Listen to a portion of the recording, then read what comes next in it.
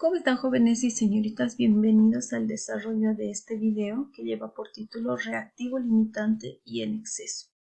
En esta ocasión vamos a lograr identificar en una reacción cuál de los dos reactivos es el que se consume en su totalidad y cuál es el que llega o queda sobrando al final de la reacción. Para eso, primero vamos a explicar la siguiente imagen. Podamos entender y posterior interpretar lo que es un reactivo limitante y excedente. Tenemos 5 chorizos y 4 panes. Vamos a hacer de cuenta que tanto la salchicha como el pan son nuestros reactivos. Y lo que tenemos que formar, producir al final es choripanes. Entonces, ¿cuántos panes tenemos? Tenemos 4 panes. De las 5 salchichas estamos utilizando solamente 4 salchichas. Por ende, como solo teníamos 4 panes, nos va a sobrar una sola salchicha. Entonces, de esta forma, entre el reactivo salchicha y el reactivo pan, vamos a identificar cuál es el que se usa en su totalidad y cuál es el que sale sobrando. De las 5 salchichas solo hemos usado 4. Nos va a sobrar una, de manera que este es nuestro reactivo en exceso. De los 4 panes hemos utilizado los 4 panes. Significa que se ha consumido en su totalidad. Por lo tanto, los panes llegan a ser nuestro reactivo limitante. Para eso vamos a aplicarlo en un ejemplo. Dice, identifica el reactivo limitante cuando 40 gramos de propano reacciona con 170 gramos de oxígeno según la siguiente reacción. Tenemos el propano reaccionando con el oxígeno para formar dióxido de carbono más agua.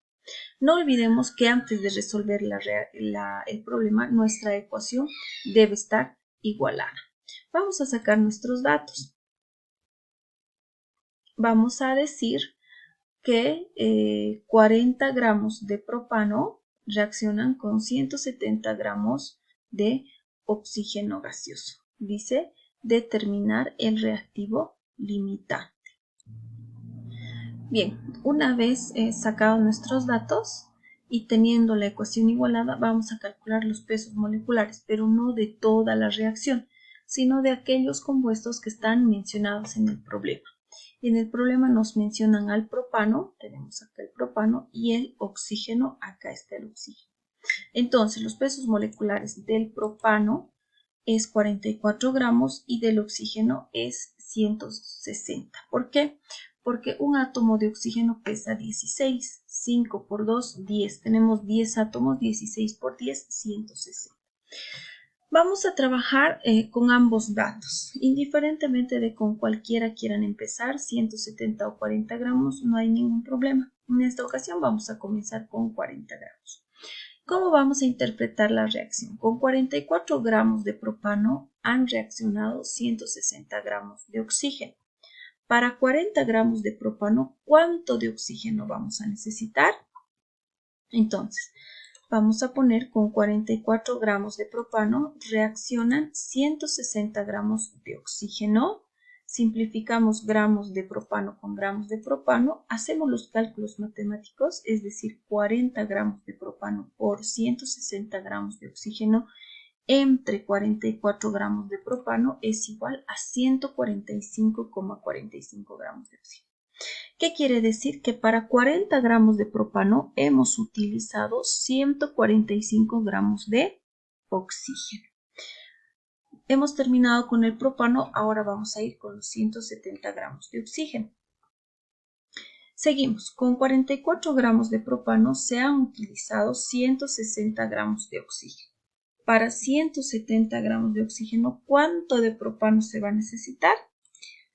Para 160 gramos de oxígeno hemos usado 44 gramos de propano, de manera que podamos simplificar gramos de oxígeno con gramos de oxígeno.